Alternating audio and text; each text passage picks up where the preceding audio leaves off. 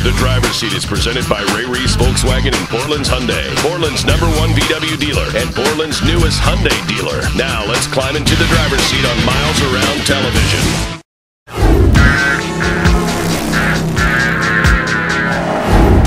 The history of the Land Cruiser is long and very complicated. It started in 1950 when the Toyota Motor Corporation was asked by the US government to make them some kind of off-road vehicle that could be used in policing. Well, it has grown and split from there. One side of the car going off to be the FJ Cruiser, which is now much more what the original Land Cruiser was, and the other side coming to this, a larger, spacious, and very well put together luxury vehicle. And luxury is only where it begins. You know, the Land Crusher, as I call it, has always been one of those iconic vehicles for Toyota. The thing about them is they're not only luxurious, but they last forever. If you look in any kind of publication that sells used vehicles, any car lot, even your local Toyota dealer, believe me, they want these things. They're worth their weight in gold. Why? They are one of the best built, best purpose vehicles out there. You know, I've seen these things set up to do everything from the Dakar Rally to set up to go to take the kids to soccer practice. We're going to look on the inside. But first, let's take a look under the hood.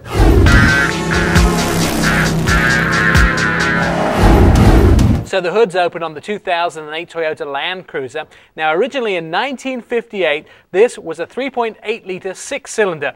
We're a little bigger today, right, Dennis? You're right, Nick. 5.7-liter V8, 381 horsepower, and 403 foot-pounds of torque make this the most powerful Toyota ever to wear the Land Cruiser badge. Now, I'm going to start off like this. A, B, C, D, E, F, G, H, I, J, K, L, M, N, O, P. You might be thinking I'm doing the alphabet. What I'm doing is probably about as many letters as I just said are in the electronic systems that are under the hood that make this Land Cruiser the most capable on- and off-road vehicle they've ever produced. It has systems that I can't even explain. Well, I really can, but we only have a few minutes to tell you about it. I'm going to put it down to this. This is a perfect blend between true off-road capability and huge SUV luxury. It blends two lines that are very hard to cross.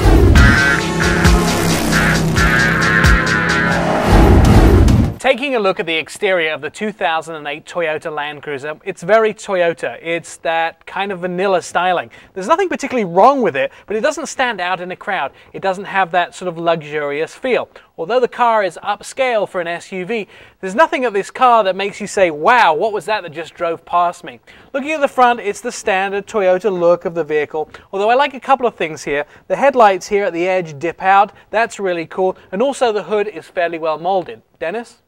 Now I'm going to agree with Nick for once. Now I'm going to resonate a little bit about what he said. You take the hip of the vehicle, for instance. You have this nice molded feel, stands out, gives it some real nice presence. And then the shoulder line that runs through the vehicle kind of melds in between it, and it gives it some real depth. Now when you move down a Toyota, that's the thing that's lacking. It's personality. Now it could be this kind of drab color, but I'll tell you this. If you take this very nice luxury sport utility and you slather it in jet black paint, some nice chrome wheels, it could go up a couple notches in my book.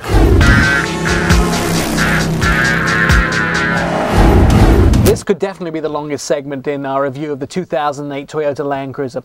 First things you need to know, there are only 10% of the Land Cruisers that are manufactured that are actually sold in the United States. This car is actually well sold in Russia and the Middle East. Now, talking about that, there are a lot of things on the inside which make this car all-world worthy, and those are the way things are laid out. First of all, the gauge display. At the front here, when the lights are turned on, it's probably one of the crispest and cleanest gauge displays I've ever seen in my life.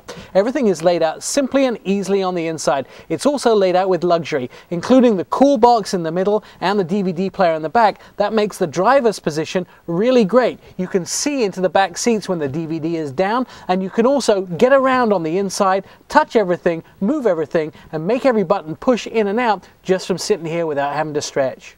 Now a little bit more about my opinions of the new Land Cruiser from the inside. You know, maybe I should start going through the alphabet again. There's just as many systems on the inside as there are on the outside. The navigation system is absolutely top-notch and easy to read and follow along with. The JBL supplied audio system has great clarity and soundstage, and even, dare I say it, separation like a big dollar audio system. But it comes down to really one thing for me on the interior. It's comfort with that size. There's a lot of sport utilities out there that can carry multiple multiple adults. This can do it with comfort. You have tons of legroom, tons of hip room, and an incredible height as far as being able to not wear your head up against the headliner. You know, Land Cruiser is a name that always goes along with tough sport utility, but I'll tell you what, you ride one of these things for one day, you'll change your mind. You might just say it's about luxury.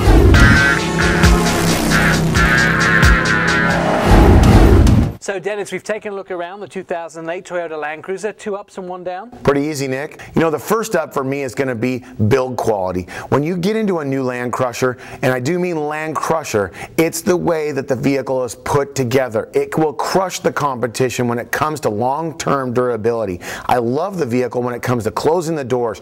Even the buttons on the stereo feel like they're made out of a solid piece of granite, and I love that about the Land Crusher. My other up is going to be that blending of lines. The sport utility side, the off-road capability, blended with all the electronics and the great sound systems and comfort in the front seat really do make this a luxury sport utility. Now my down is going to be this. It's kind of bland when you get into this segment. You know, you're talking about Range Rover money here. Now someone who puts one of these right next to it might look for the panache and the flash the Range Rover has versus that durability and long-term quality that the Toyota product possesses. Here's my 2 ups and 1 down for the 2008 Toyota Land Cruiser. The drive is my first up. This vehicle can get you in and out of holes anywhere that you get into. Well, when I say anywhere, I mean if you put it face down in a crater, you're not going to get it out. But we took it up into the mountains of Montana and we drove this thing through big deep holes that were specially made for the vehicle. We also drove it over trees and ridges. It did really well. The crawl device on the inside is my second up. The crawl device will get you out of any hole that you get into. If you get into a hole, you can put it at 1, 2 or 3 miles an hour, and all you have to do is steer. The vehicle will work the acceleration and the brakes to get you out of any hole. My down is going to reflect on what Dennis talked about. I would be happy paying $55,000, maybe $60,000 for a car of this caliber, but when you get up into the $70,000 range, and once you start adding the things onto the car that you really need on the car, it starts to creep up there. I think the price is super expensive, and it's not the sort of thing that I would be paying. Again, if I'm going to look at $70,000, I'm going to be comparing this car to a Range Rover. Now, saying that, I think they've got a fantastic overall package. This car is well put together, and remember, only 10% of the sales of this car are inside the United States. So I think for a world vehicle, Toyota again have a winner on their hand.